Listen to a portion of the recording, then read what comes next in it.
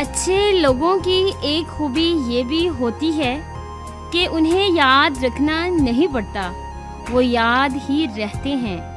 पत्थर की एक खामी है कि वो कभी पिघलता नहीं, पर एक खूबी ये है कि वो कभी बदलता नहीं। तेरी जगह आज भी कोई नहीं ले सकता, पता नहीं वजह तेरी खूबी है या खामी मेरी।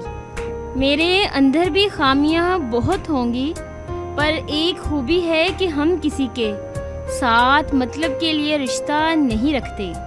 अच्छे वक्त की एक खामी ये है कि जल्दी ख़त्म हो जाता है, और बुरे वक्त की एक खूबी ये है कि हमेशा नहीं रहता।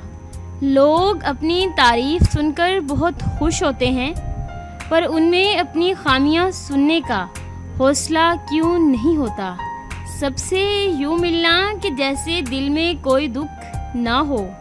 मुझ में ये खूबी भी है सब खामियों के बावजूद।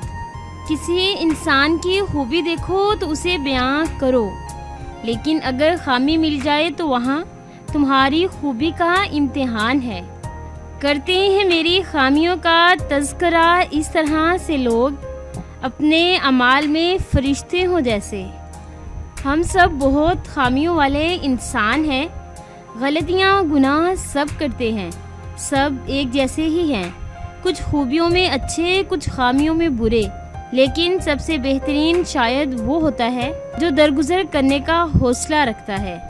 और बाज़ गुनाहों की सज़ा अल्लाह दे देता है तो फिर हमें नहीं देनी चाहिए।